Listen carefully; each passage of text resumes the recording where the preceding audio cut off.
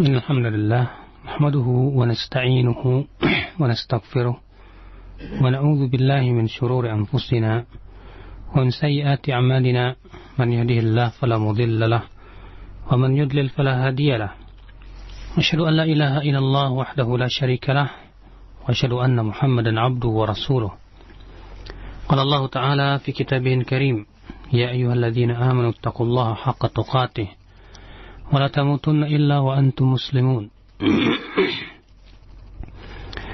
وقال تعالى يا أيها الناس اتقوا ربكم الذي خلقكم من نفس واحدة وخلق منها زوجها وبث منهما رجالا كثيرا ونساء واتقوا الله الذي تسألون به والأرحام إن الله كان عليكم رقيبا. Ayol ikhwah, azani Allah wa iyyakum. Kita melanjutkan kajian kita, yaitu Qawaidut Tahdits fi funun mustalah al-hadits. Dan kita akan membahas beberapa masalah yang berhubungan dengan perawi yang ada di dalam Sahihain. Kata Syekh Jamaluddin Al-Qasimi, ما وقع في الصحيحين وغيرهما من نحو ابن فلان أو ولد فلان, yaitu apa yang ada di dalam Sahihain atau yang selain keduanya berupa perkataan ibnu fulan atau anak fulan. Ya. Kadang di dalam sanad hadis disebutkan misalnya ya ibnu fulan. Nah, bagaimana? Karena ya kata-kata ibnu fulan tidak disebut namanya. Ya tidak disebut namanya siapa. Bisa jadi si fulan itu punya anak 10. Bisa jadi ya ayah apa yang bapaknya namanya segitu itu ya, yang namanya Ahmad itu misalnya banyak. Bagaimana ini?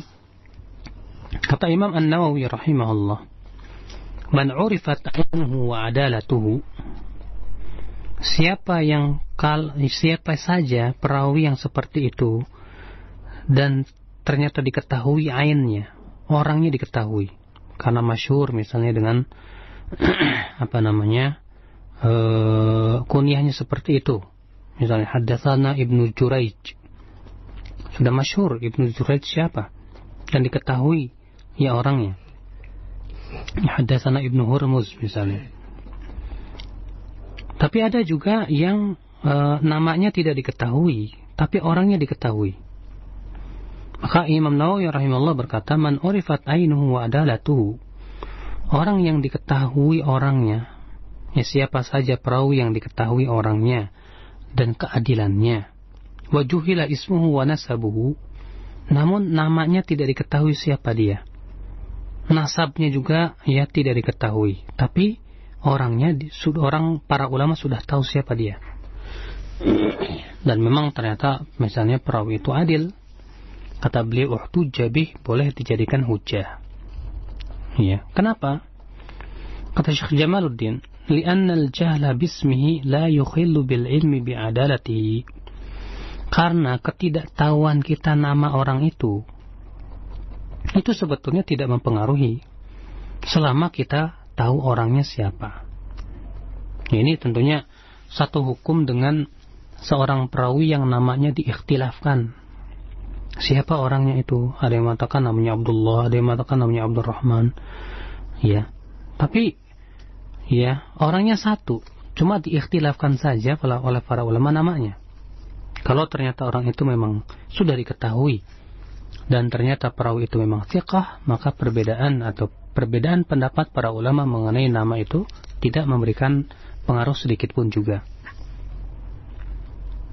Ikhwatul Islam, azani Allah wa iyyakum, permasalahan berikutnya, qauluhum an fulan aw fulan wa huma adlan.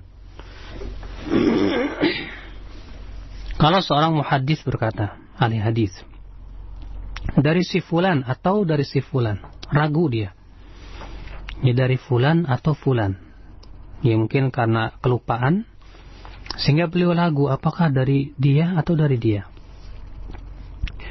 Maka Al-Imam An-Nawawi rahimahullah berkata, wa idza qala ar-rawi akhbarani fulan au fulan ala syak. Apabila seorang perawi berkata, ya periwayat berkata, si fulan mengabarkan kepadaku, atau si fulan, ya, ragu. Wa huma adlan, dan ternyata kedua-duanya thiqah, kedua-duanya adil. Uhtujja bih, tetap boleh dijadikan hujjah. Kenapa?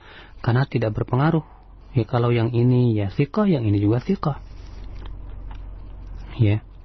Yang masalah itu kalau dia ragu haddatsana fulan atau fulan. Ternyata yang satu thiqah, yang satu dhaif. Maka keraguan seperti ini yujibut tawakuf. Ya. Mengharuskan kita tawakuf. Tidak bisa dulu kita terima sampai betul-betul jelas kepada kita siapa si fulan ini. Apakah si fulan ataukah si fulan. Ya. Ikhwatul Islam, a'azzani Allah wa iyyakum. Nah, jadi apabila seorang muhaddis menyampaikan hadis dari dalam keadaan seperti ini ragu, ya kalau memang dua-duanya thiqah, maka pada waktu itu ikhwatul Islam ya bisa diterima. Imam Nawawi memberikan contoh, kata beliau, wadzalika ka hadits Syu'bah an Salamah bin Kuhail an Abi Za'ra atau an Zaid bin Wahab. Ya, seperti hadis dari Syu'bah, dari Salamah bin Kuhail, dari Abu Za'ra atau dari Zaid bin Wahab. Ya. Terjadi keraguan perawi di sini, apakah ya Salamah bin Kuhail meriwayatkan dari Abu Za'ra atau dari Zaid bin Wahab. Tapi ternyata dua-duanya thiqah, Abu Za'ra thiqah, Zaid bin Wahab juga thiqah. Maka pada waktu itu ya kata beliau tetap boleh dijadikan hujjah. Permasalahan berikutnya, kata beliau, man lam yuzkar fi sahihaini aw ahaduhuma la yalzam minhu jarhuhu. Periwayat atau ya rawi-rawi, perawi-perawi yang tidak disebutkan di dalam Bukhari dan Muslim. Misalnya, kalau perawi itu tidak dikeluarkan oleh Imam Bukhari dalam sahihnya, demikian pula Muslim dalam sahihnya. Ya, tidak disebutkan hadisnya. Ya, periwayatan daripada perawi tersebut. Nah, ketika seorang perawi tidak dipakai oleh Bukhari dan Muslim dalam sahihnya, apakah berarti si perawi itu otomatis kita katakan majruh, tercela atau dhaif? Tentu tidak. Ya. Makanya Imam Az-Zahabi di dalam mizannya, dalam Mizanul I'tidal, ketika menyebutkan tentang biografi Asy'ath bin Abdul Malik, ya, bahwa Asy'ath bin Abdul Malik ini tidak ada seorang pun ulama yang mengatakan dia itu dhaif. Namun Asy'ath bin Abdul Malik ini tidak dikeluarkan hadisnya oleh Bukhari dan Muslim dalam sahihnya. Lalu Az-Zahabi berkata, "Fakana madza?" Lalu kalau udah begitu apa? Artinya bisa diterima selama si perawi ini tidak ada yang mendhaifkan, yang ada adalah perawi ulama yang mentsiqahkan misalnya. Ya. Walaupun dia tidak ada dalam Sahih Bukhari atau tidak dikeluarkan hadisnya dalam Sahih Bukhari dan Muslim, maka pada waktu itu tetap diterima, karena yang terpenting adalah bahwa ya si fulan atau si perawi ini adalah perawi yang thiqah. Ikhwatul Islam, azani Allah wa iyyakum. Permasalahan selanjutnya, ikhtisarul Bukhari ala riwayatin min riwayatin isyaratun ila naqdin fi ghairiha. Kalau Imam Bukhari hanya menyebutkan satu riwayat, ya, dari riwayat-riwayat yang banyak dari sebuah hadis. Kalau misalnya dalam sebuah hadis ada beberapa riwayat, mungkin lafaz-lafaznya, ya. Tapi Imam Bukhari hanya menyebutkan misalnya dari 10 riwayat dari sebuah hadis. Terkadang dalam satu hadis itu ada beberapa riwayat, bisa jadi misalnya 10 riwayat, atau misalnya 3 riwayat, atau 4 riwayat. Ya. Ternyata Imam Bukhari dalam Sahihnya hanya menyebutkan 1 riwayat saja dari 3 riwayat itu. Maka ini sebetulnya beliau ingin mengisyaratkan bahwa riwayat yang lain itu, selain yang beliau sebutkan, itu bermasalah. Ya, riwayatnya bermasalah. Ini bisa kita ambil sebuah faidah ketika Syekhul Islam Taimiyah rahimahullah menafsirkan, berkata dalam tafsir surat Qul Huwallahu Ahad. Beliau berkata, yaitu Al-Imam Syekhul Islam Taimiyah rahimahullah, "Qad ankaru ala Muslim ikhraj asya' katsirah yasirah. Mithlu ma ruwiya fi ba'di turuq haditsin مثل ما روى في بعض طرق حديث صلاة كسوف الشمس." Para ulama mengingkari Imam Muslim yang mengeluarkan banyak perkara yang ringan. Dalam artian, para ulama banyak mengingkari Imam Muslim ketika menyebutkan riwayat-riwayat yang aneh. مثل ما روى في بعض طرق حديث في بعض طرق حديث صلاة كسوف الشمس. Seperti apa yang beliau riwayatkan pada sebagian jalan-jalan hadis salat kusuf, di mana Imam Muslim di dalam Sahihnya menyebutkan beberapa riwayat tentang salat kusuf. Di antara riwayatnya disebutkan bahwa Nabi SAW salat dengan 3 kali ruku. Ya, dalam satu riwayat lagi 4 kali ruku. Ya, itu disebutkan Imam Muslim dalam Sahihnya bahwa Rasulullah SAW salat kusuf dengan 3 kali ruku, demikian pula 4 kali ruku. Ya, lalu Syekhul Islam mengomentari, "Was-shawab annahu lam yusalliha illa marratan wahidah bi ruku'aini, wa li hadha lam yukharrij al-Bukhari illa hadha." Yang benar bahwasannya Rasulullah SAW tidak pernah sholat kusuf selama hidupnya kecuali sekali saja. Ya, dan itu pun dengan 2 ruku saja. Oleh karena itu Imam Bukhari hanya mengeluarkan riwayat 2 ruku dan tidak mengeluarkan riwayat 3 ruku atau 4 ruku. Ya. Seakan Imam Bukhari rahimahullah ingin menjelaskan bahwa riwayat yang benar itu yang ini. Adapun selainnya tidak benar. Maka dari itu Syekhul Islam berkata, "Wal Bukhari salima min mithli hadza." Imam Bukhari selamat dari seperti ini. Fa innahu idza waqa'a fi ba'd riwayat ghalatun. Karena kata beliau, kalau ternyata dalam sebuah hadis terdapat beberapa riwayat dan ternyata riwayat-riwayat itu ada yang salah, dzakara riwayat al-mahfudhah, maka beliau menyebutkan riwayat yang mahfudz saja, yang benar saja, allati tubayyinu ghalatal ghalit. Dengan seperti itu bisa menjelaskan bahwasanya yang benar itu ini, yang lainnya salah. Fa innahu kana a'raf bil hadits wa ilalih wa afqah fi ma'anihi min Muslimin wa nahwih. Karena Imam Bukhari itu orang yang paling tahu tentang hadis dan penyakit-penyakitnya. Bahkan beliau lebih faqih dari Imam Muslim dalam masalah makna-makna hadis Nabi Sallallahu Alaihi Wasallam. Bahkan ini diakui oleh Imam Muslim akan kepiawaian Imam Bukhari di dalam masalah hadis. Jadi kesimpulannya bahwa kalau dalam suatu hadis terdapat banyak periwayatan seperti hadis salat kusuf tadi, sebagian riwayat 2 ruku, sebagian riwayat 3 ruku, sebagian riwayat 4 ruku.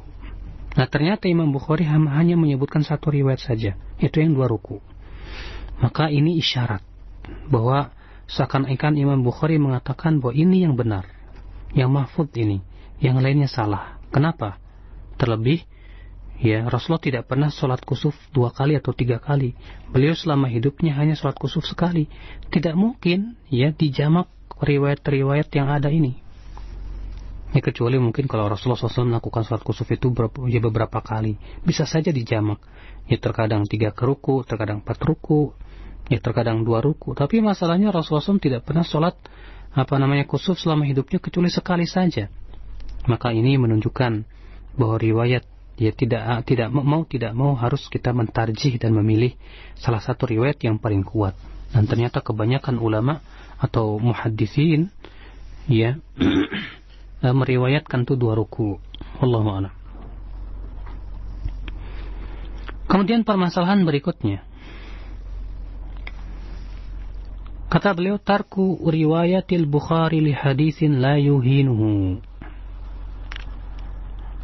Imam Bukhari kalau meninggalkan periwayatan hadis tertentu, artinya beliau tidak sebutkan hadis tersebut dalam sahihnya, maka bukan berarti hadis tersebut lemah.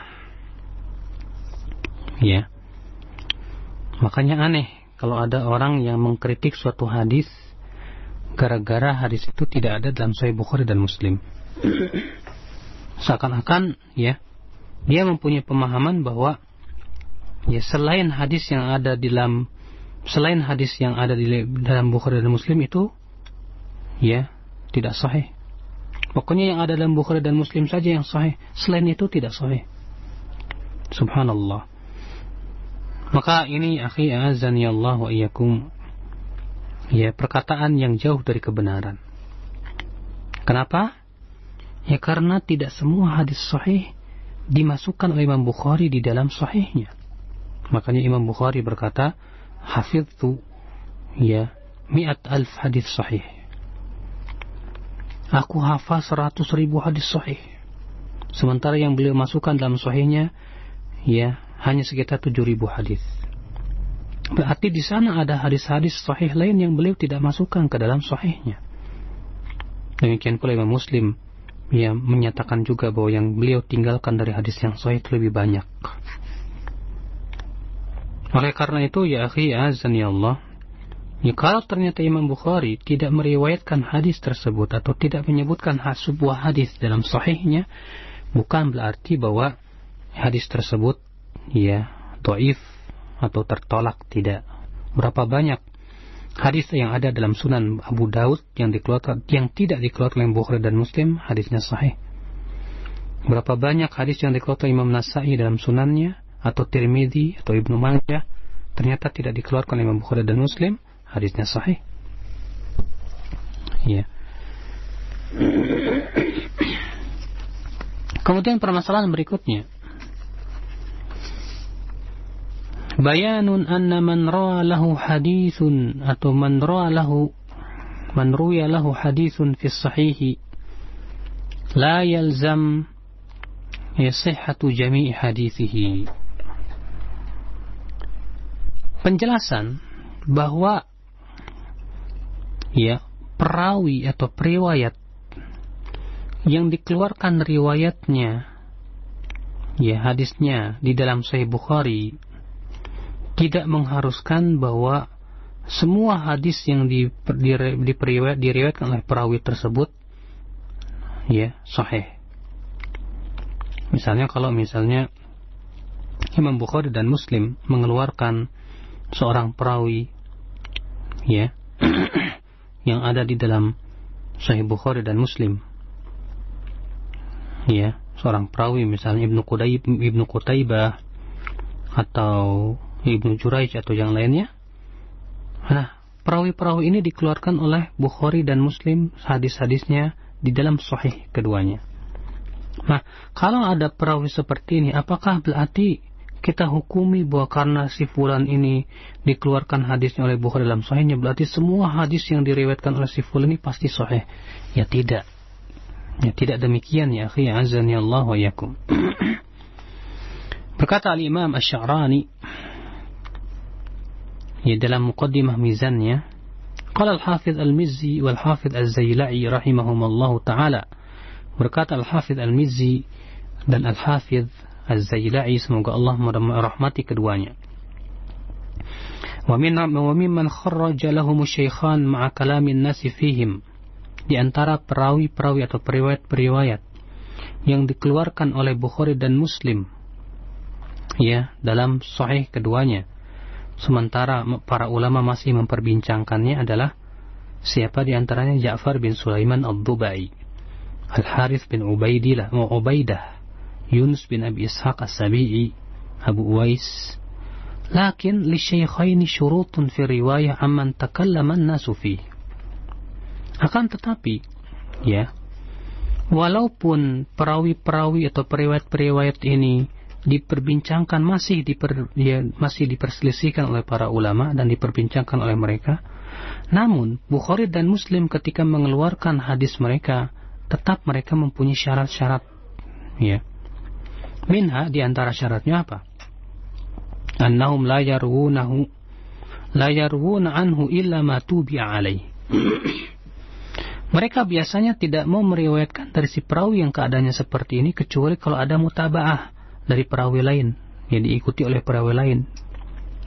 Wa dhaharat syawahiduhu, atau ya syawahid-syawahidnya ada. Wa alimu anna lahu aslan, sehingga dari situ mereka tahu bahwa hadisnya memang ada asalnya.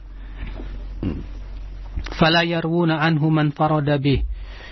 Ya, dan Bukhari dan Muslim tidak mau meriwayatkan perawi yang seperti ini, ya, kalau dia bersendirian.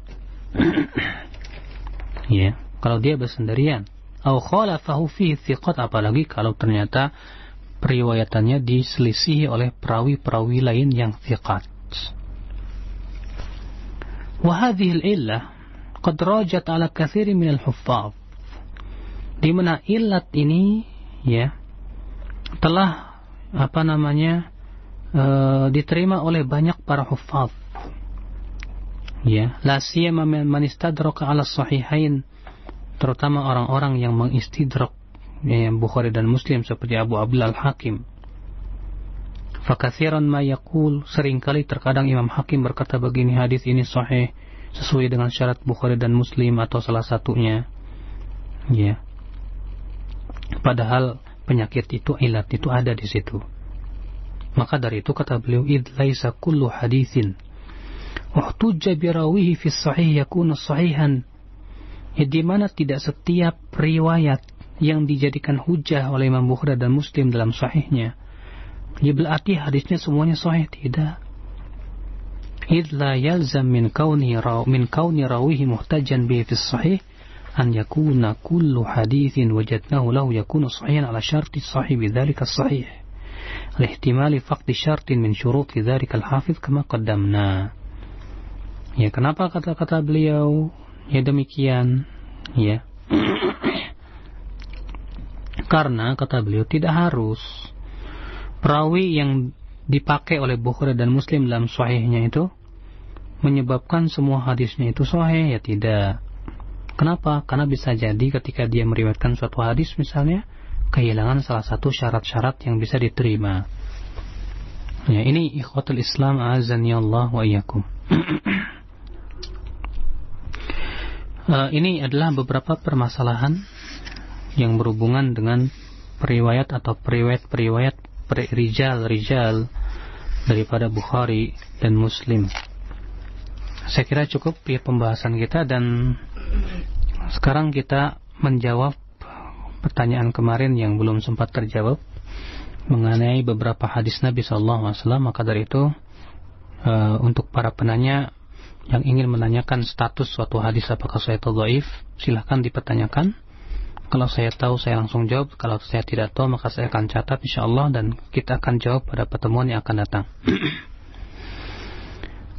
Pada pertemuan kemarin ada pertanyaan yang berhubungan tentang hadis man arafa nafsahu faqad arafa rabbahu. Siapa yang mengenal dirinya maka sungguh ia telah mengenal Rabb-nya. Setelah saya cari kembali ya hadis itu, ternyata ya para ulama menyatakan bahwa hadis ini la aslalahu, tidak ada asalnya sama sekali.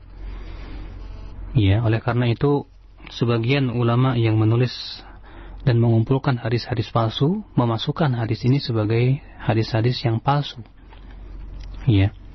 Oleh karena itu Syekhul Islam Taimiyah menyatakan hadis ini tidak pernah diriwayatkan oleh siapapun dari para ulama dan tidak dikenal oleh para ulama, dan Imam Nawawi mengatakan bahwa ya tidak diketahui adanya hadis marfu dari Rasulullah SAW tentang masalah ini.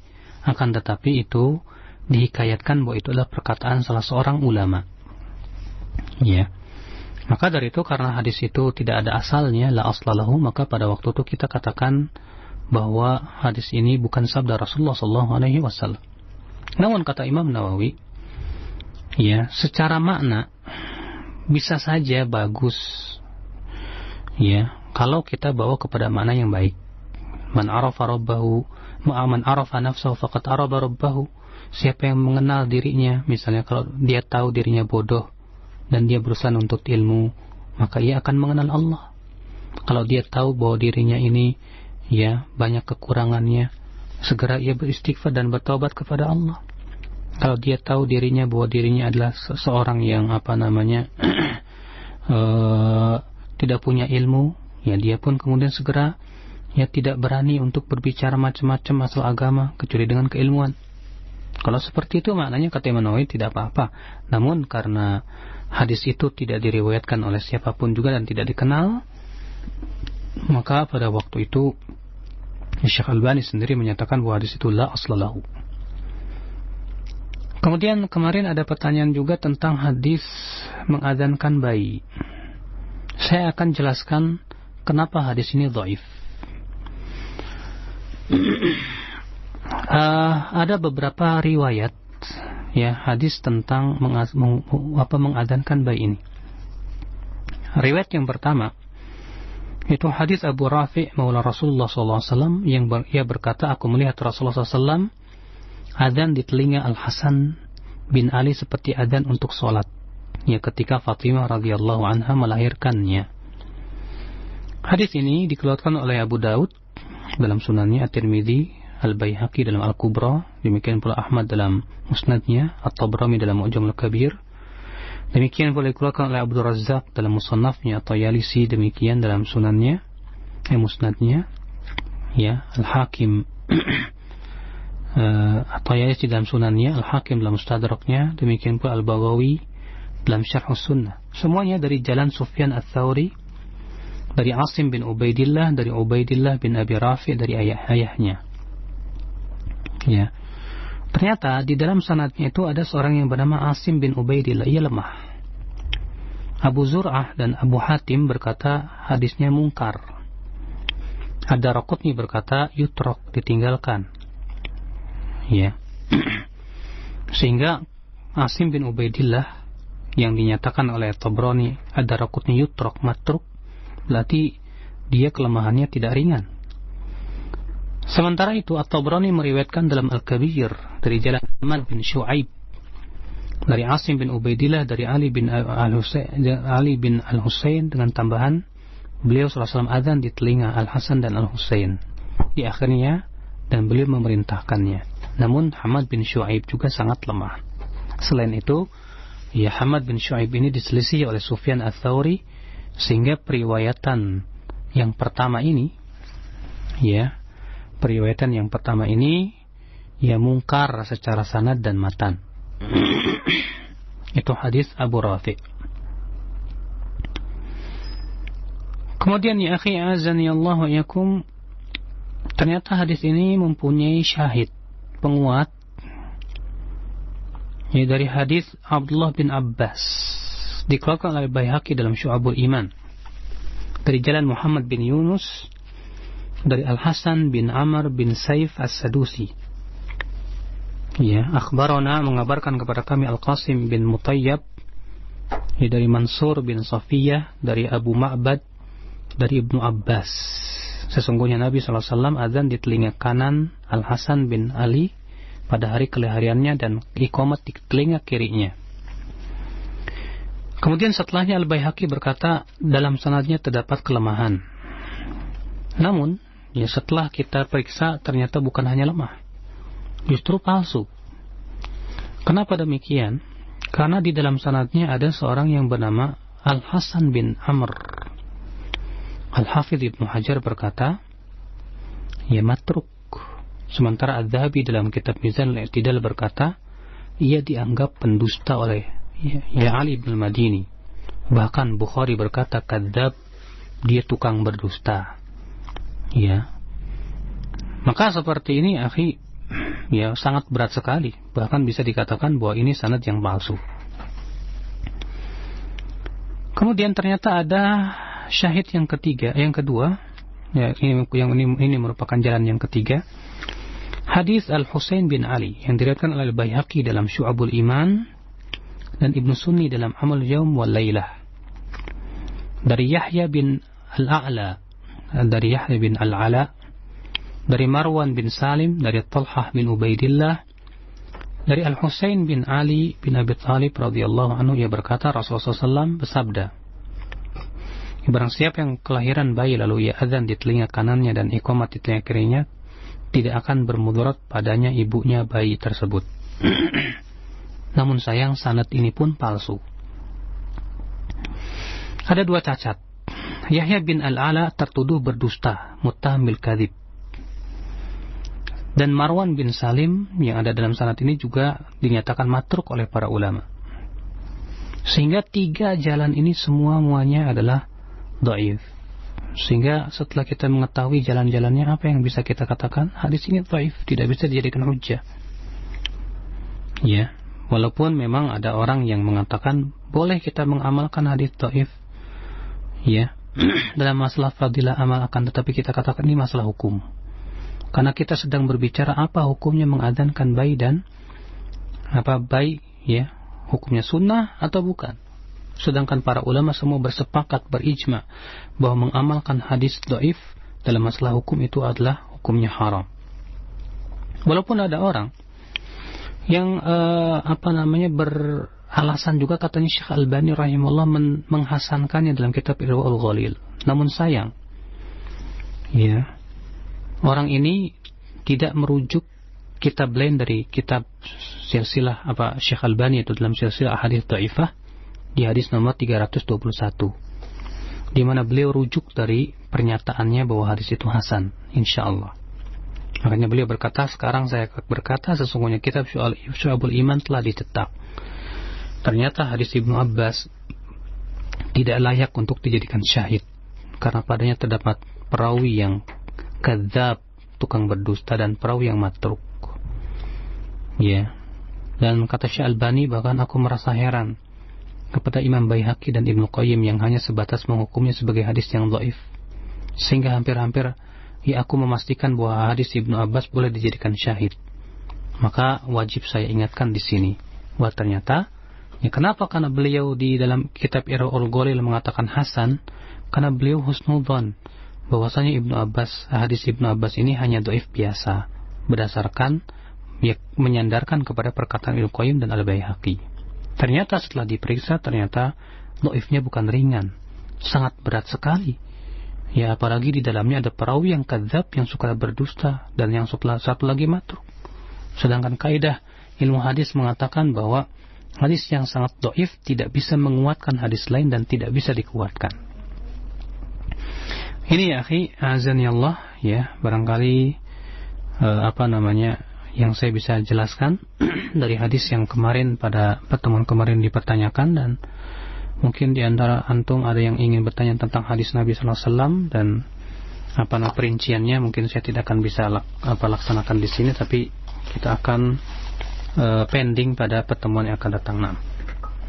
Baik, pendengar yang dirahmati Allah Subhanahu wa taala, demikian penjelasan dan jawaban yang disampaikan oleh Ustaz Badrus Salam dari pertanyaan berkenaan dengan hadis yang tertunda.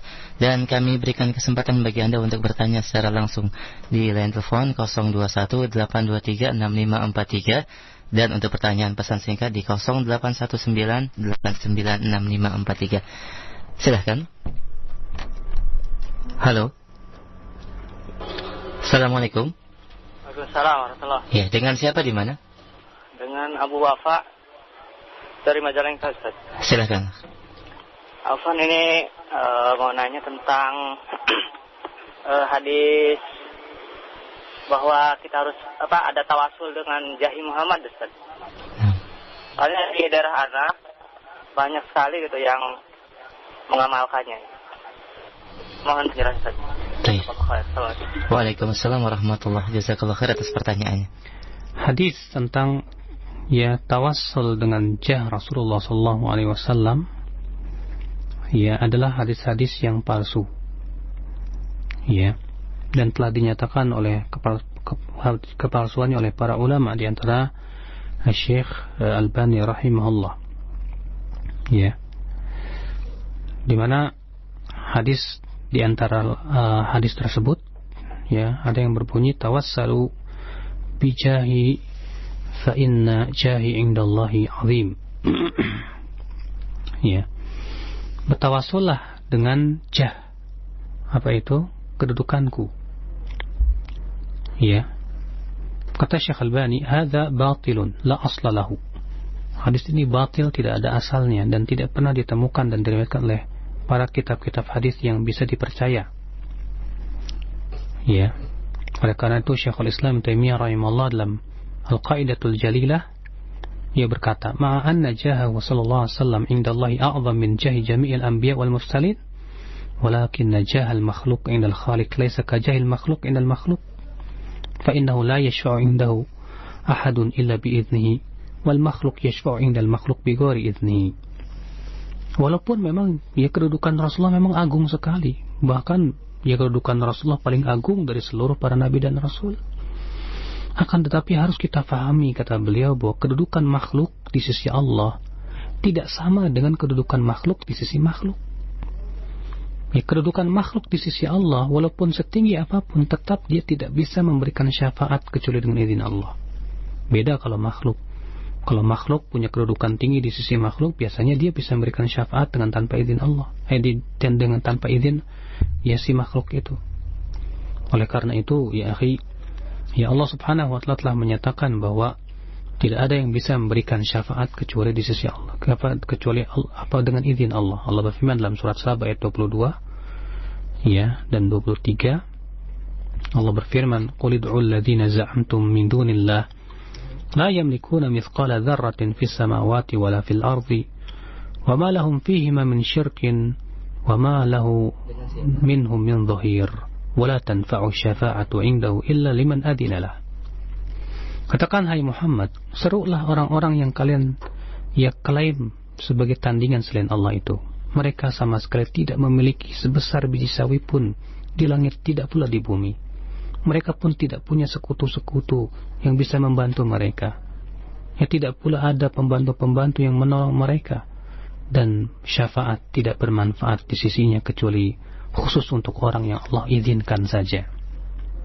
Ya, jadi ya kesimpulannya bahwa hadis atau tentang tawassul dengan jah Rasulullah SAW adalah hadis yang batil, yang tidak ada asalnya. Nah, jazakallahu khairan Ustaz. Dan demikian penanya, dan juga ini jawaban kepada beberapa pertanyaan yang sama di pesan singkat. Jazakallahu khair. Dan kita angkat kembali, ada satu penanya di Ciputat dengan Bapak Rasid. Silahkan Pak.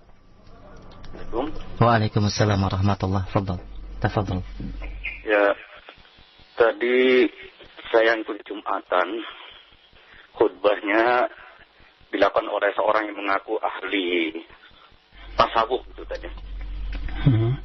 Ya, di mana ceritanya ada seorang yang digiring ke neraka oleh malaikat, kemudian orang tersebut menoleh ke belakang dan berteriak, "Saya tidak menyangka bahwa Allah akan memasukkan saya ke neraka," katanya, "karena Allah itu Rahman Rahim," kan gitu.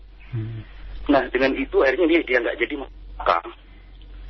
Kemudian di khotib tersebut menyampaikan sebuah hadis yang artinya Allah itu tergantung dari prasangka hambanya gitu. Nah, ini dari sini sahih, betul Ibu saja. Ya. Tapi ini sering saya dengar, tapi kadang-kadang dipakai untuk kegiatan apa saja karena dia punya prasangka yang baik, tentu Allah juga akan menerima gitu. Assalamualaikum. Waalaikumsalam warahmatullahi wabarakatuh. Jazakallahu khair, Bapak. Silakan. Jazakallahu khair atas pertanyaannya. Hadis ya yang disebutkan oleh Bapak tadi berbunyi, ana inda dhanni abdi bi. Ya, aku mengikuti persangkaan hambaku ya kepadaku. Hadis itu ya termasuk hadis yang sahih. Ya, dan itu termasuk hadis qudsi. Akan tetapi tentunya kita harus memahami hadis tersebut dengan pemahaman yang benar. Sabda firman Allah dalam hadis qudsi, ana inda dhanni 'abdi bi. Aku mengikuti persangkaan hambaku kepadaku. Ya. Pertama, bahwa hadis ini menunjukkan kewajiban hamba adalah berhusnudzon kepada Allah. Bahwa Allah akan mengikuti persangkaan hambanya. Kalau hamba menyangka bahwa Allah tidak akan mengampuni dosanya, ya Allah tidak akan ampuni. Tapi kalau misalnya hambanya menyangka bahwa Allah akan mengampuni dosanya, Allah akan ampuni dosanya. Namun itu pun juga harus diikat oleh hadis-hadis yang lain tentunya. Ya, apa itu? Ya, seperti dosa-dosa tersebut adalah bukan dosa-dosa yang sifatnya mengeluarkan pelakunya dari millatul Islam. Yang kedua, ya dia hendaknya bertaubat kepada Allah Subhanahu wa taala karena adanya perintah-perintah dalam Al-Qur'an dan hadis untuk bertaubat kepada Allah. Ya. Memang betul, ya seorang hamba itu hendaknya Allah itu mengikuti persangkaan hamba kepada Allah. Tapi kata Ibnu Qayyim dalam kitab beliau yang sangat bagus sekali, Ighathatul Lahfan, Ad-Da' wa Dawa, bahwa persangkaan yang baik seorang hamba kepada Allah mengharuskan adanya amal. Kalau seorang hamba berbaik sangka kepada Allah bahwa Allah itu akan mengampuni dirinya, maka persangkaan ini harusnya menimbulkan rasa untuk taubat kepada Allah Subhanahu wa taala dengan sungguh-sungguh. Maka dari itu kata beliau, maghrur, orang tertipu, ya orang yang berbaik sangka kepada Allah, ya tapi berbuat maksiat terus-menerus. Saya yakin Allah mengampuni dosa saya. Maka kata beliau, ini penempatan hadis bukan pada tempatnya. Kenapa? Karena orang yang mengatakan, saya yakin Allah mengampuni dosa saya, tapi dia terus-menerus berbuat maksiat, ini bukan berbaik sangka kepada Allah, tapi ini mimbab istihza, memperolok Allah.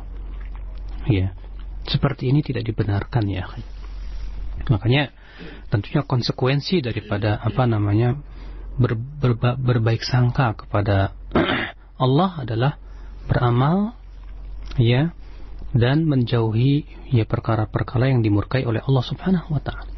Adapun cerita tadi, ya tidak diketahui jelur-jelurnya kemana. Terlebih orang-orang tasawuf itu orang-orang yang tidak pernah memperhatikan kesahihan hadis. Yang penting cerita itu benar atau yang menurutnya dia baik, bagus, dibawakan juga tanpa melihat kesahihannya ataupun kebenarannya. Ya. Maka seseorang misalnya yang diperintahkan oleh Allah untuk masuk ke dalam api neraka, lalu kemudian dia mengatakan, ya aku tidak menyangka Allah Subhanahu wa taala Rahim, ya aku akan masuk surga sementara aku ini Rahim dan Rahman. Ya, masuk neraka sementara ya Allah kan Rahim dan Rahman. Seakan-akan memberikan sinyal kepada kita, isyarat, ya kisah ini, saya dulu berbuat maksiat ya terus menerus, tapi saya yakin Allah itu Rahman dan Rahim. Ternyata persangkaan baiknya itu malah menjadikan dia terus berbuat maksiat. Maka ini seperti yang dikatakan oleh Ibnu Qayyim, ini hakikatnya bukan persangkaan yang baik, ini memperolok Allah. Sebab orang yang berbaik sangka kepada Allah pastilah terrealisasi dalam amalan. Ya berupa ia taubat kepada Allah, dia meninggalkan kemaksiatan, itu ya konsekuensi daripada orang yang berbaik sangka kepada Allah Subhanahu wa taala. Nah. Baik, jazakallah khair Ustaz. Kita berikan kesempatan kembali dari penanya di telepon, ada Bapak Nazar di Jambi, Ustaz. Silakan, Pak. Ya, assalamualaikum. Assalamualaikum warahmatullahi. Ini saya sebelumnya mau cerita dulu.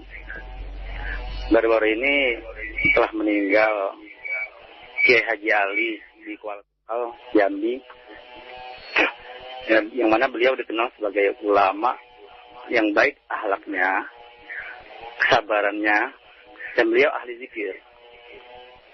Di saat beliau meninggal, itu banyak sekali yang menyolatkan.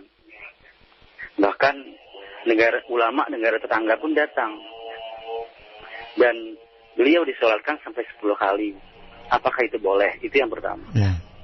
Yang pertama ya. Yang kedua, di saat beliau keluar dari rumah sakit dan akan dibawa ke kediaman beliau, itu dipercaya oleh orang-orang ada awan yang menggumpal yang berbentuk nama Allah. Apakah ada yang demikian di zaman sekarang ini? Baik. Itu saja, Pak? Ya, itu saja. Jazakallah khairan. Dan terima kasih. Waalaikumsalam warahmatullahi wabarakatuh. Silakan. Sebelumnya kita mendoakan mudah-mudahan Bapak Kiai tersebut ya diterima ya di sisi Allah Subhanahu wa taala dan diberikan derajat yang tinggi. Demikian pula dilapangkan kuburannya, diberikan cahaya padanya dan diangkat derajatnya. Serta diampuni dosa-dosanya.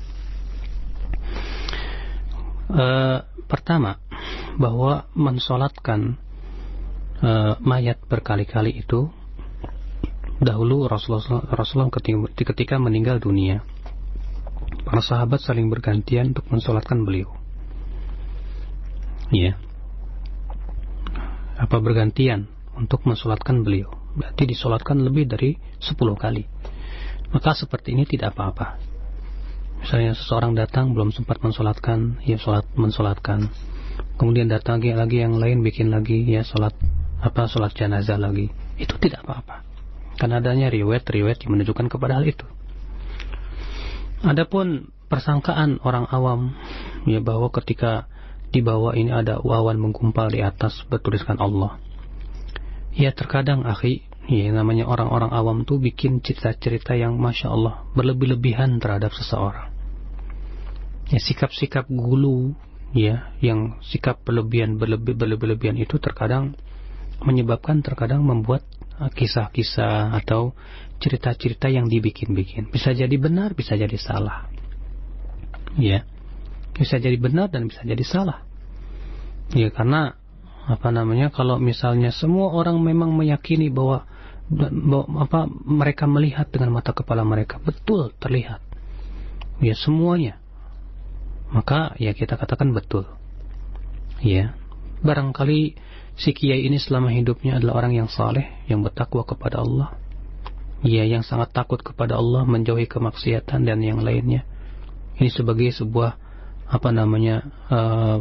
penghormatan Allah terhadap dia. Dan bisa jadi itu adalah merupakan ujian buat orang-orang awam.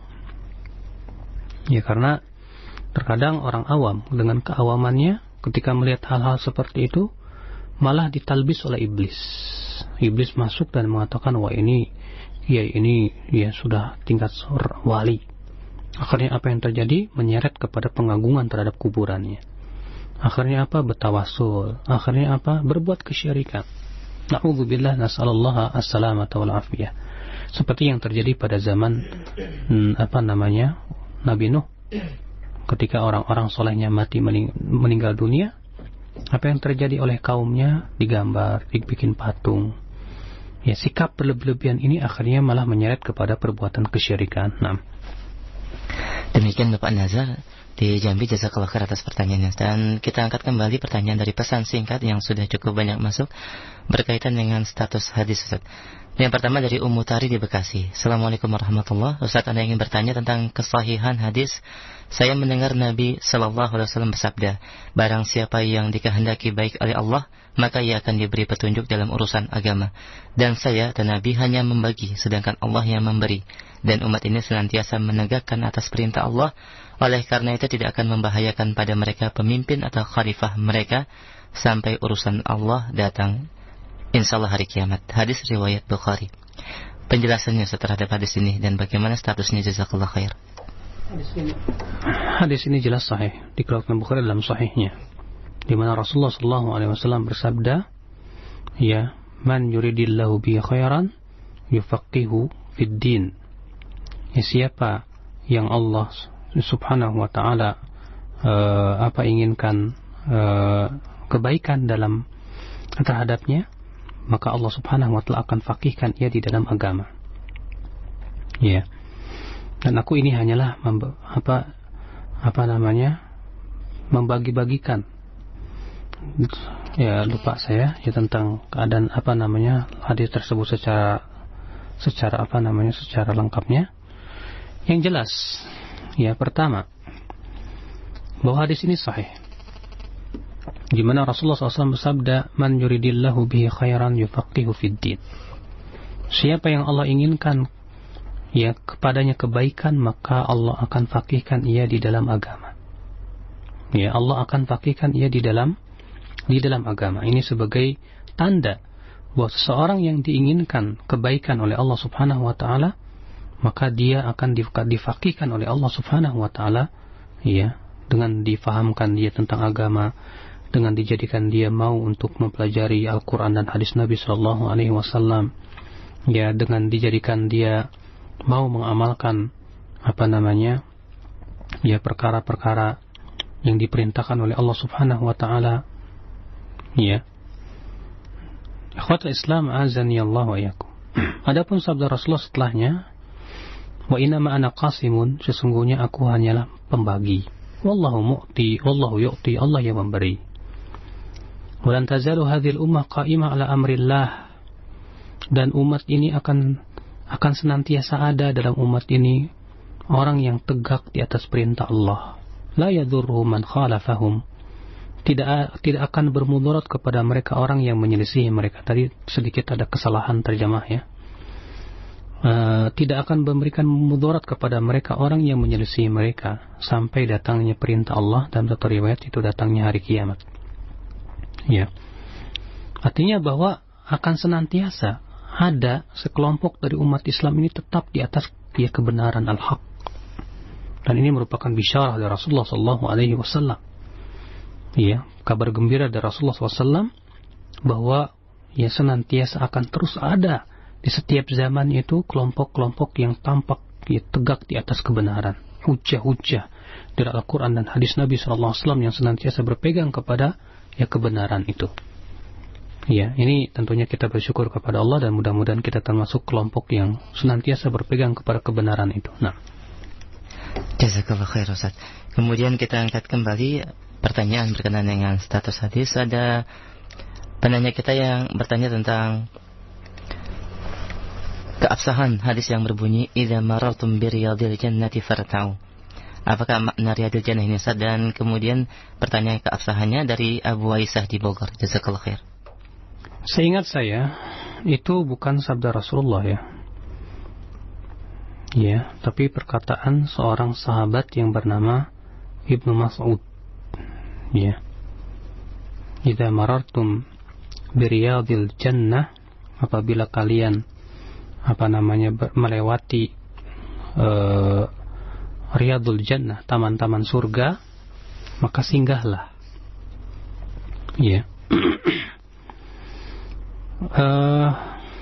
Pertama, bahwasannya yang dimaksud dengan riyadul jannah, apa itu taman-taman surga, maksudnya adalah majalisul ilm, karena ditafsirkan oleh Abdul Mas'ud sebagaimana disebutkan oleh Al-Khatib Al-Baghdadi dalam Al-Faqih wal Mutafaqih.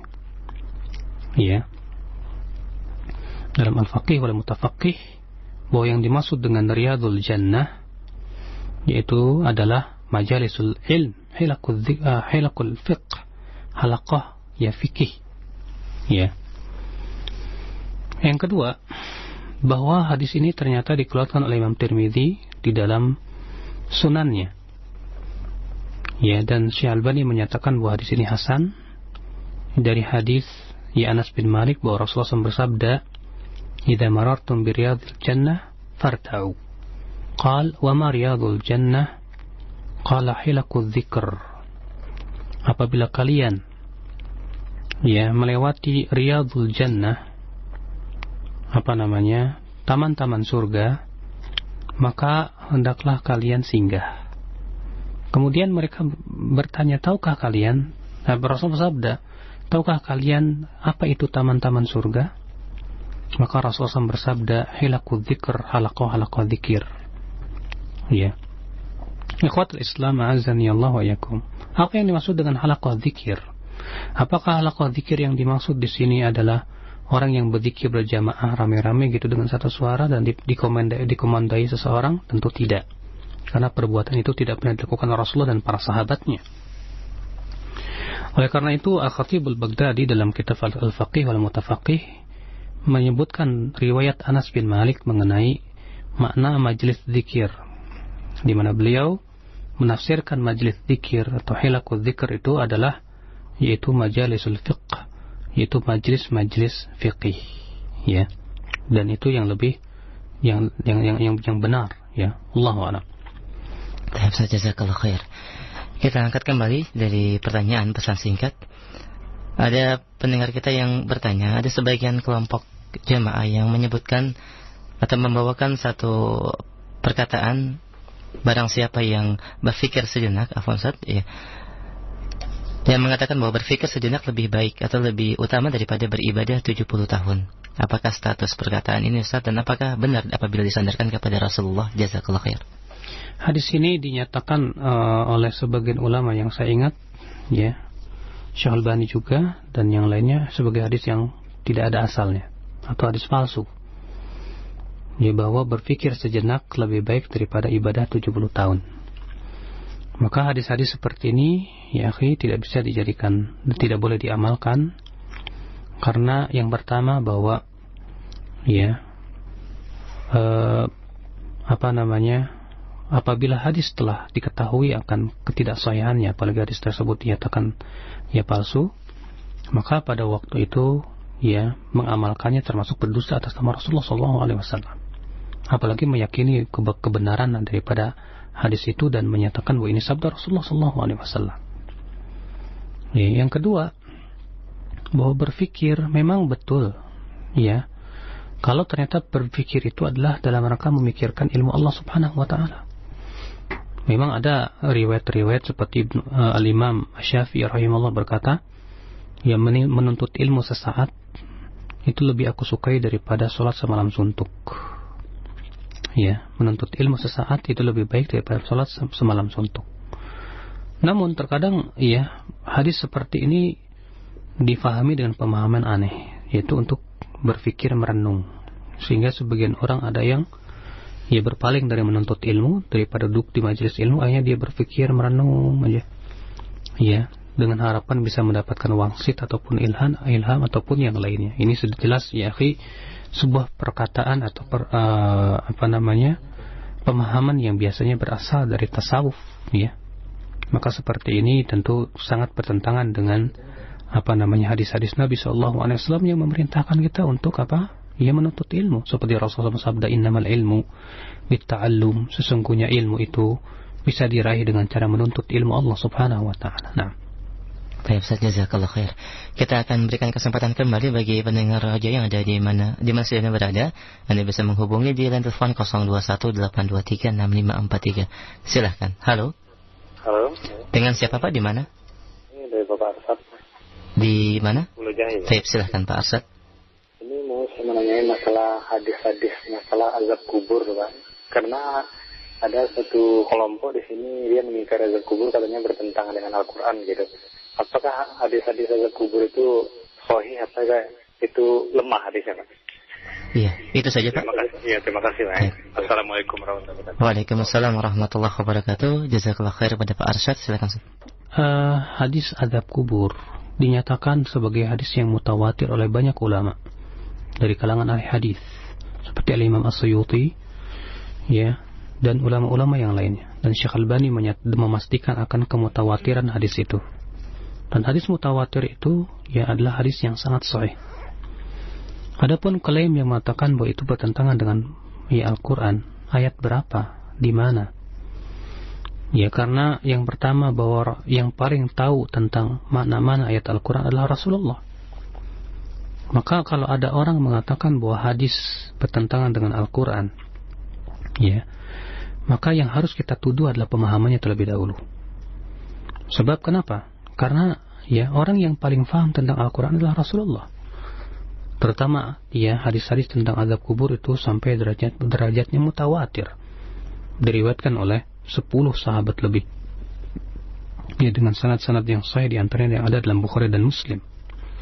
Ya, di antaranya Rasulullah sabda, ta'awwadhu min adzabil qabr, ya, berlindunglah kalian dari azab kubur. Dan Rasulullah SAW apabila di akhir salat, beliau berlindung dari 4 perkara. Allahumma inni a'udzubika min adzabi jahannam wa min adzabil qabri wa min fitnatil mahya wal mamat wa min syarri fitnatil masiihid dajjal, dan hadis-hadis yang lainnya. Ya, maka orang yang mengatakan hadis itu dhaif atau bertentangan dengan Al-Quran, ini saya kira pemahamannya yang harus disalahkan. Ini yang pertama. Yang kedua, justru Al-Quran menetapkan, ya, ketika Rasulullah SAW ia menafsirkan firman Allah Subhanahu wa taala, "Yuthabbitullahu ya bil qawli tsabiti fil hayatid dunya wa fil akhirah." Maka Rasulullah menafsirkan ya bahwa Allah memberikan pengokohan kepada seorang hamba dengan perkataan yang kokoh di dunia dan akhirat. Dan di akhirat, kata Rasulullah, yaitu seseorang hamba ketika ditanya oleh malaikat Munkar dan Nakir, ya siapa Rabbmu, siapa nabimu, kemudian dia menjawab, dia bersyahadat la ilaha illallah. Ini fitnah kubur namanya, dan fitnah kubur itu ya hak. Ya, oleh karena itu tidak bertentangan sama sekali dalam Al-Quran dengan hadis, karena hadis itu sebagai penjelas Al-Quran. Makanya kata para ulama, as-sunnah tufassilul Quran, sunnahlah yang menafsirkan Al-Quran dan tidak sebaliknya. Naam. Jazakallah khair Ustaz. Demikian Pak Arsyad, dan kita berikan kesempatan kembali untuk pendengar kita di rumah. Ada Pak Rizal di Pamulang. Silahkan Bapak. Assalamualaikum Pak Ustaz. Assalamualaikum warahmatullahi. Ana mau nanyakan, kebetulan ini kejadiannya pada orang tua Ana. Itu setiap setahun sekali itu ada namanya sholat 40 gitu Ustaz. Sholat 40 itu, selama 40 itu berjamaah di masjid atau di musola. Itu apakah hukumnya ada atau bagaimana cara Ana memberitahukan kepada orang tua? Kebetulan dia di Batam sekarang nih Pak Ustaz. Nah, itu saja Pak. Satu lagi, gimana radio di Batam itu, radio Ahlussunnah wal Jamaah, gelombangnya ada gelombang berapa? Minta tolong dikasih tahu Pak Ustaz. Assalamualaikum, jazakallah khairan. Assalamualaikum. Waalaikumsalam warahmatullahi wabarakatuh. Silakan. Memang disebutkan dalam hadis yang dihasankan oleh Syekh Al-Albani rahimahullah. Disebutkan dalam hadis itu, siapa yang mendapatkan takbiratul ihram imam selama 40 hari berturut-turut, maka ditulis untuknya ya lepas dari 2 perkara. Ya, dia akan lepas dari 2 perkara. Yang pertama itu lepas dari kemunafikan. Ya, dia lepas dari penyakit nifak, kata Rasulullah. Mungkin orang ini memahami, ya berarti ya kita ini ada 40 harian. Nah, pemahaman hadis seperti ini jelas pemahaman yang tidak benar. Karena ya untuk memahami hadis seperti itu, hadis itu dengan pemahaman seperti tadi, butuh kepada contoh Rasulullah SAW dan para sahabatnya. Ya, apakah ada setiap tahunnya Rasul dan para sahabatnya yang dikenal dengan sholat 40 harian? Ya, dengan berjamaah seperti itu. Tidak demikian. Ya, Rasulullah hanya sebatas memberikan anjuran bahwa kita ini berusahalah untuk semaksimal mungkin untuk bisa menghadiri sholat berjamaah di awalnya, yaitu ya menghadiri takbiratul ihramnya imam. Nah, siapa yang mendapatkannya, kata Rasulullah, maka dia akan ya terlepas dari penyakit kemunafikan itu. Subhanallah, ini jelas pahala yang besar di sisi Allah Subhanahu wa taala. Tapi tidak boleh difahami dan pemahaman yang seperti tadi, karena tidak ada satupun sahabat yang memahami, tidak pula tabi'in, tidak pula tabi'ut tabi'in. Bahkan kalau kita yang memeriksa kitab-kitab para ya ulama fikih, tidak pernah kita dengar satupun dalam kitab-kitab fikih yang disebutkan ada namanya sholat 40 harian setahun sekali. Ya subhanallah. Ya kalau itu ada, tentu para ulama sudah jauh lebih mengetahui dari kita, karena mereka yang lebih paham tentang agama kita ini. Nah. Baik, demikian Bapak Rizal, dan untuk pertanyaan kedua, Radio Batam yang ada di Batam, Anda bisa simak dan dengarkan Radio Hang FM yang mengudara di 106 FM Batam.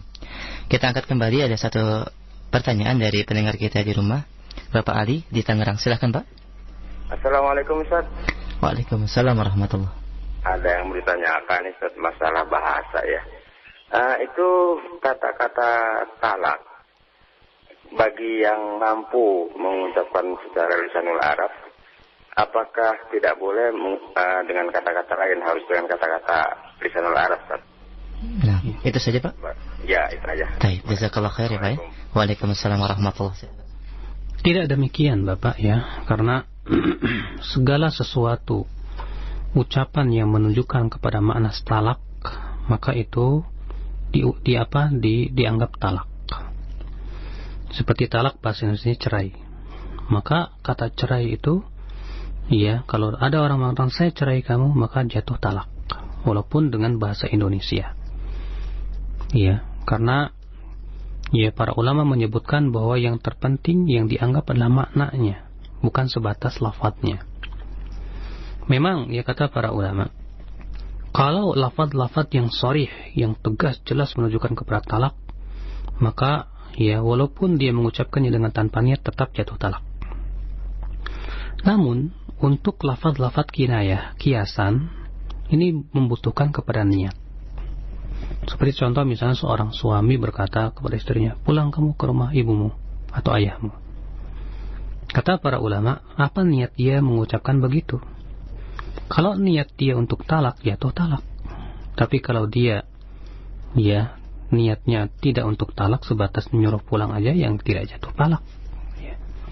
Maka ini dikembalikan kepada hadis innamal a'malu bin niyat. Makanya disebutkan dalam hadis Nabi SAW bahwasanya ya, ketika Rasulullah SAW menikahi seorang wanita, kemudian Rasulullah dukhul masuk kepadanya, tiba-tiba wanita itu berkata, a'udzubillahi minka, aku berlindung kepada Allah dari kamu.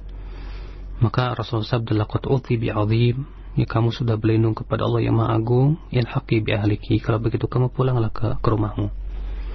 Ya, artinya mentalak.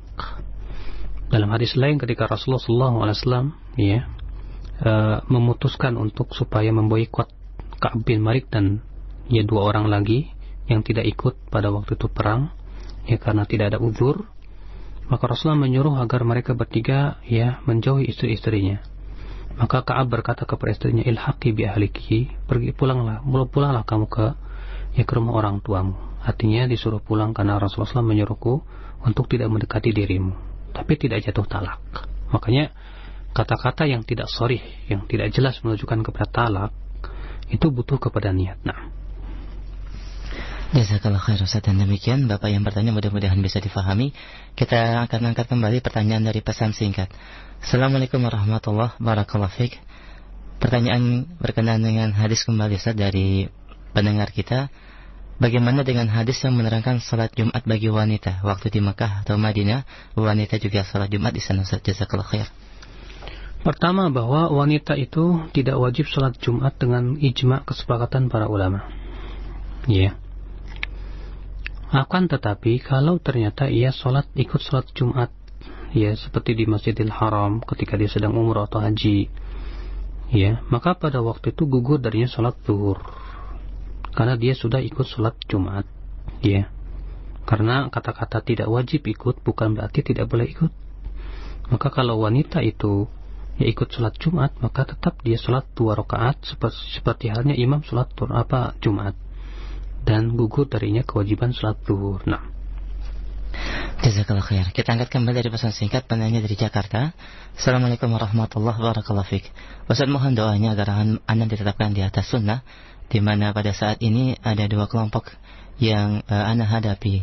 Yang pertama menuduh saya menuduh saya mengharamkan tahlilan atau mengharamkan salawat dan tidak ikut ke dalam ritual-ritual ibadah yang dahulu Anda ikuti. Dan kelompok yang kedua menuduh Anda sebagai seorang sururi. Bagaimanakah menjelaskan terhadap fitnah tersebut Ustaz? Jazakallah khair. Kewajiban antum sebagai penuntut ilmu adalah terus berjalan menuntut ilmu Allah. Carilah kebenaran yang hak. Jangan gubris tuduhan-tuduhan yang menghampiri diri antum. Ya, niatkan bahwa antum mencari keridhaan Allah. Niatkan bahwa antum mencari kebenaran. Ya. Adapun orang berkata apa, terserah. Iya, jangan kemudian kita hanya karena tuduhan-tuduhan ataupun cibiran-cibiran seperti itu akhirnya menjadikan kita goyah dari menuntut ilmu Allah Subhanahu wa taala. Maka dari itu, ya akhi, seorang penuntut ilmu di awal yang menuntutnya jangan ya terpengaruh oleh cibiran-cibiran seperti itu. Jangan pula ia memperhatikan terlalu, ia disibukkan dan memikirkan tuduhan-tuduhan seperti itu. Biarlah, ya seperti sebuah pepatah mengatakan, biarlah anjing menggonggong, kafilah tetap berlalu. Nah, jazakallah khair, dan semoga Allah memberikan keistiqomahan kepada antum dan kita semua. Kita angkat kembali dari pesan singkat. Assalamualaikum warahmatullahi wabarakatuh. Ustaz, saya memiliki hobi mengoleksi benda-benda seperti pedang, pisau, kujang, rencong Aceh, batu akik dan lain-lain. Namun di antara benda-benda tersebut hasil dari pada mengambil secara gaib yang tentu melalui lewat bantuan orang pintar, Ustaz. Apa hukumnya? Dan bila haram, bagaimana cara memusnahkannya? Dari Pak Min di Bekasi. Segala sesuatu yang bisa menjerumuskan kepada kesyirikan harus dimusnahkan. Ya, oleh karena itu, kalau kita perhatikan di zaman salafun as-salih, ya seperti Umar bin Khattab memusnahkan semua perkara-perkara yang dia bisa menjerumuskan seseorang kepada kesyirikan. Ya, sebuah contoh, misalnya ketika Umar melihat ada orang-orang yang berusaha sholat di sebuah pohon yang dikatanya disebutkan bahwa pohon itu adalah pohon dahulu Rasulullah mengambil perdamaian perjanjian, ya bai'atur ridwan. Maka Umar pun memerintahkan untuk menebang pohon itu. Ya, ini sebuah contoh dari salafun as-salih untuk menghanguskan segala sesuatu yang bisa menjerumuskan kepada kesyirikan. Seperti senjata-senjata yang antum sebutkan, ya pedang yang katanya berasal dari yang gaib. Pertama, mendatangi dukun itu sendiri hukumnya dosa besar di sisi Allah. Disebutkan dalam hadis bahwa Nabi sallallahu alaihi wasallam sabda, "Man ataka hinan fasaddaqahu bima yaqul faqad kafara bima unzila ala Muhammadin sallallahu alaihi wasallam." Siapa yang mendatangi dukun dan dia membenarkan perkataannya, maka dia sungguh telah kafir kepada apa yang diturunkan kepada Rasulullah sallallahu alaihi wasallam. Ini kufur, ya. Maka dari itu, ya yang lebih baik, karena dikhawatirkan malah seperti itu malah menjerumuskan kepada kesyirikan, dimusnahkan saja. Ya Allah a'lam. Nah. Jazakallah khair. Kita angkat kembali, Ustaz, pertanyaan dari pendengar kita. Assalamualaikum warahmatullahi wabarakatuh. Ustaz, dari beberapa kitab hadis Sahih Bukhari, Sahih Muslim, dan Kutubus Sunan, mana yang harus kita dahulukan untuk kita kaji? Dan apakah kitab Fadhail Amal yang ditulis oleh Maulana Zakaria bisa dijadikan rujukan? Karena seringkali ana simak dan dengarkan pembacanya tidak menyebutkan status daripada hadis yang disebutkan tersebut, Ustaz. Jazakallah khair. Tentu Sahih Bukhari dan Muslim lebih kita dahulukan. Kenapa? Karena dua kitab ini telah disepakati oleh para ulama akan kesahihan dan keagungannya, terutama Sahih Bukhari. Namun tentunya seorang penuntut ilmu hendaknya memulai dari kitab-kitab yang mukhtasar dulu, yang lebih kecil, ya, seperti Arba'in Nawawiyah, kemudian naik, ya, misalnya Riyadhus Shalihin, ya, baru kemudian kita ya ke Sahih Bukhari.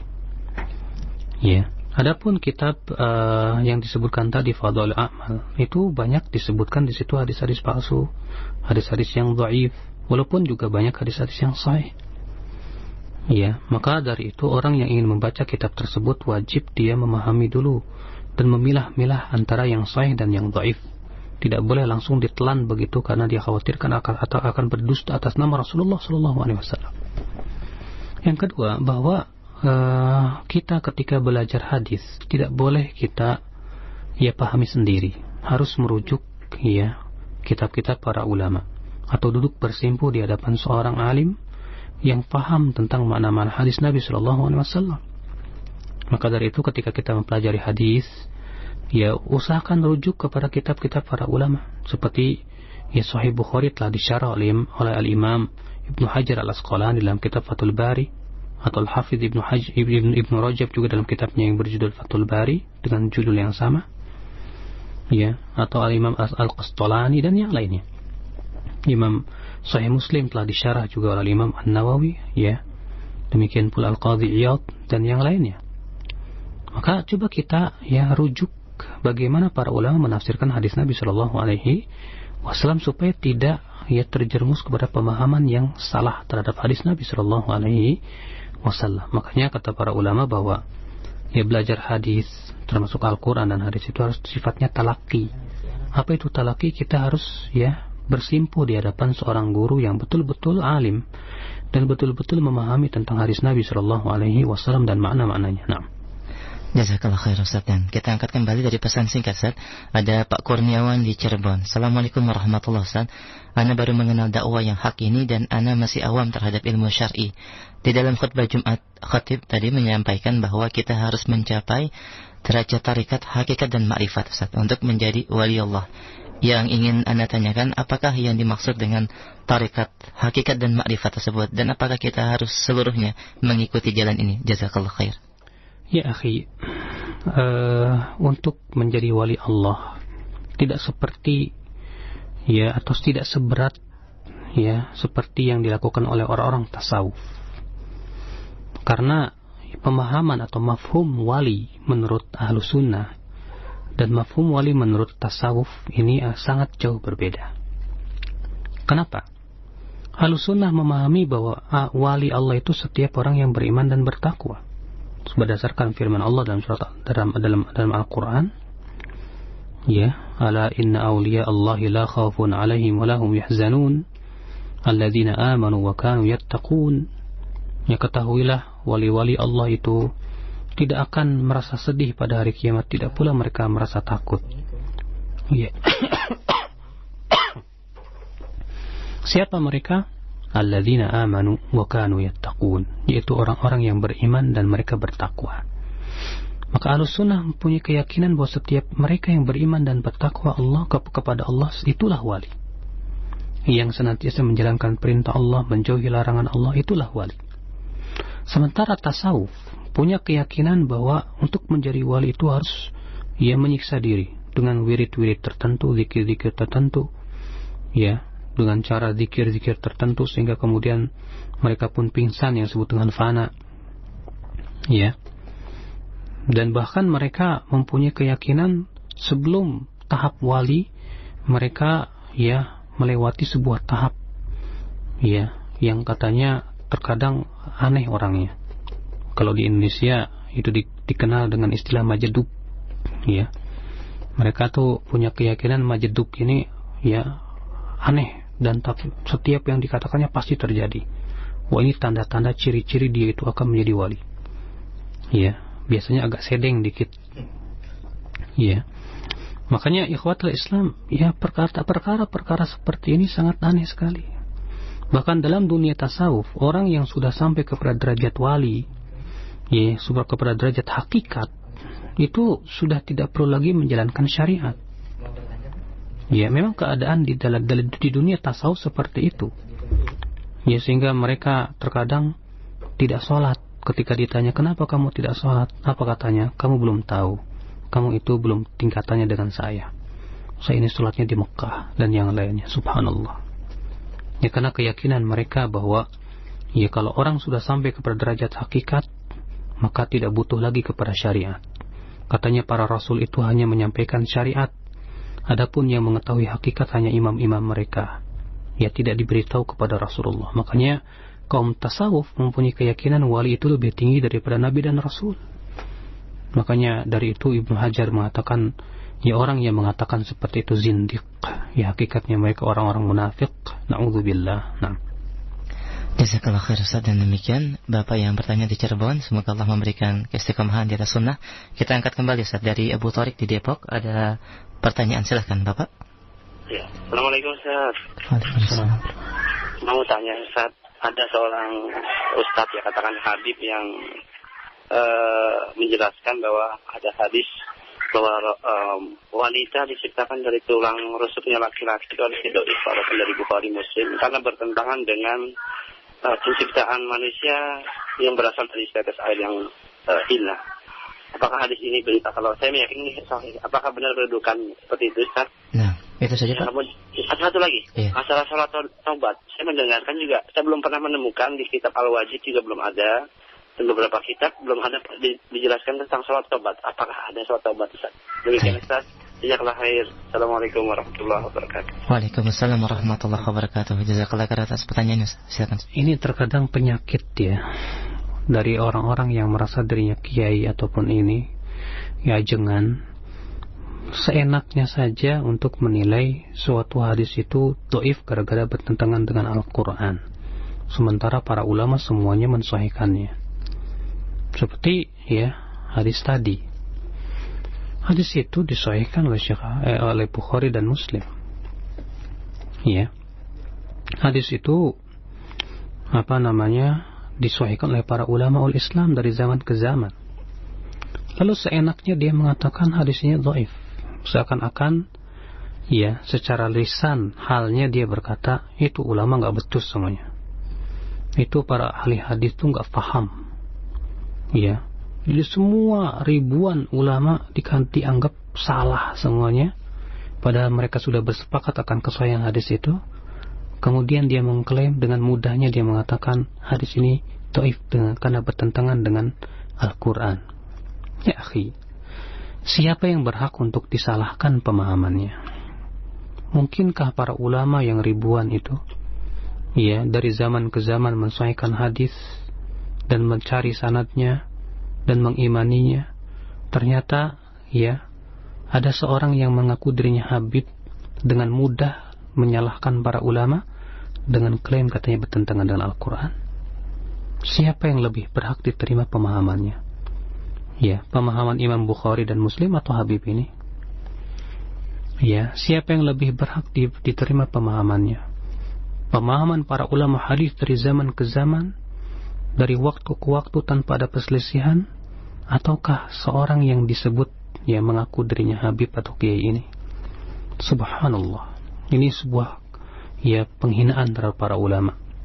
Ini jelas ya sebuah tindakan yang ya ngaco, saya katakan ngaco ya. Terpaksa saya katakan dengan kata-kata sedikit keras karena memang tindakan ini sangat-sangat aneh sekali. Ikhwatul Islam azani Allah wa iyyakum. Memang disebutkan dalam Al-Quran bahwa Allah menciptakan ya manusia dari saripati, dan Allah menciptakan Nabi Adam itu ya dari tanah.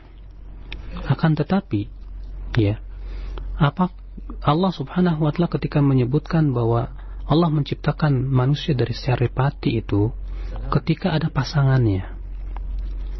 Nah, Nabi Adam sendirian tidak ada pasangan. Dengan saripati siapa Allah ciptakan Hawa? Ya, jadi sebetulnya hadis itu tidak bertentangan dengan Al-Quran sama sekali. Karena ayat-ayat yang menyebutkan bahwa Allah menciptakan manusia dari saripati, air mani, itu ketika ada pasangannya itu wanita.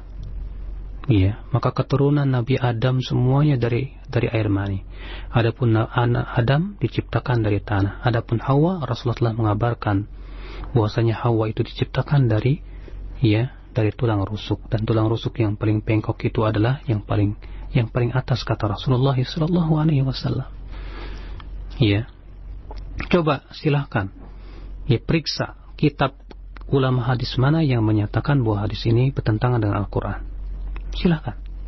Kitab mana, di kitab mana ulama siapa di zaman dahulu, dari zaman ke zaman, yang mengatakan bahwa hadis itu bertentangan dengan Al-Quran? Ya, ima pendapat semua ulama itu yang salah, atau orang yang mengatakan yang merasa dirinya Habib ini yang salah. Tentu menyalahkan satu orang lebih berhak daripada menyalahkan ribuan orang. Nah, jazakallah khair atas jawabannya. Pertanyaan yang kedua, salat taubat. Adapun salat taubat dikeluarkan Imam Al-Baghawi dalam Syarh Sunnah, dan muhakkiknya yaitu Syekh Syuaib Al-Na'at menyatakan hadisnya hasan.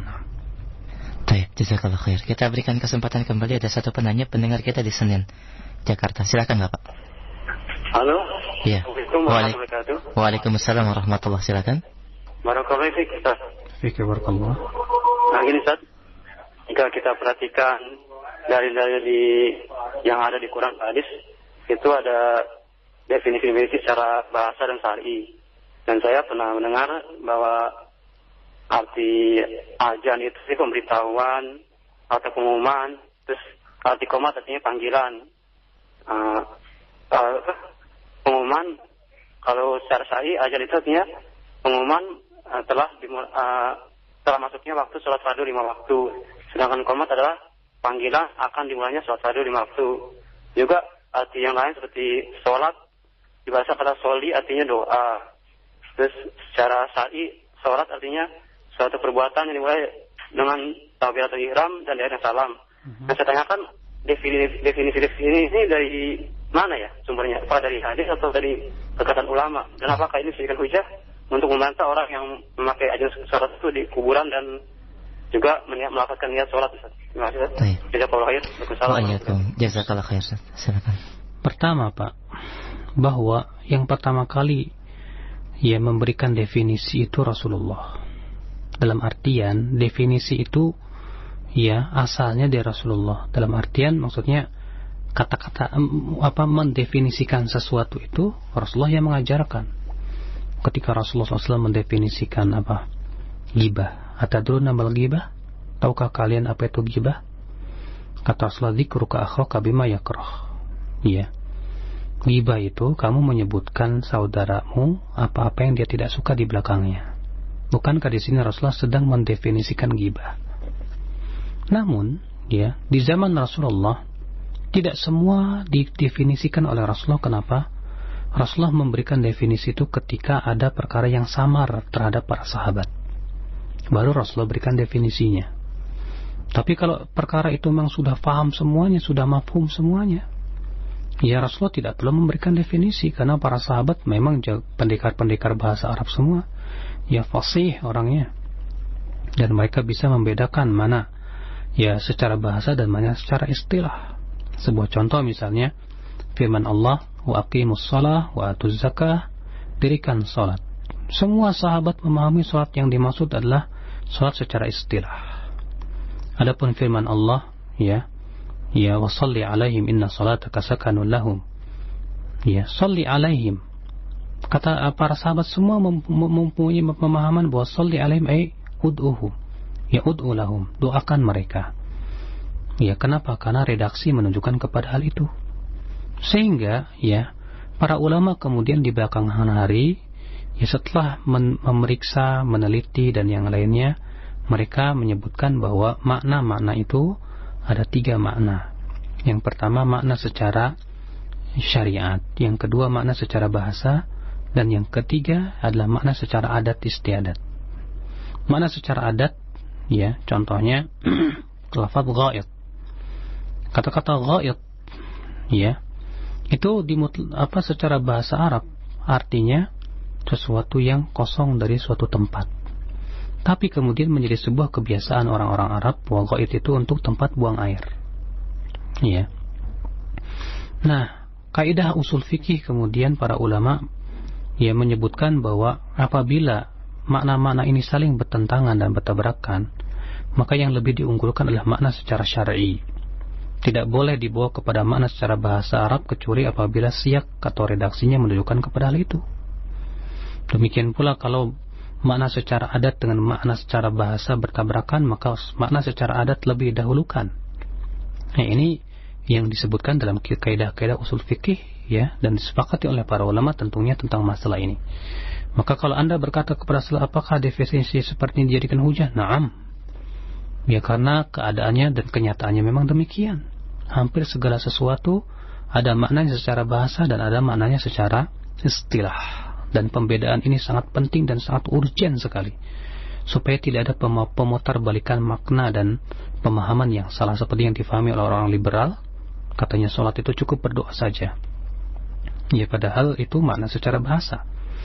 Padahal ada makna lain secara syar'i, dan kaidah mengatakan apabila makna bahasa dan syar'i bertabrakan, maka lebih didahulukan makna syar'i. Ya, bid'ah juga ada secara bahasa dan ada secara istilah. Maka dari itu ikhwatul Islam, ya, ini adalah perkara yang sudah diijma'kan atau disepakati oleh para ulama, ya, tentang makna-makna seperti ini. Ya Allah alam, saya kira cukup ini saja yang bisa sampaikan. Mudah-mudahan apa yang sampaikan bermanfaat. Subhanakallah bihamdika asyhadu an la ilaha illa anta astaghfiruka wa atubu ilaik. Wassalamualaikum warahmatullahi wabarakatuh.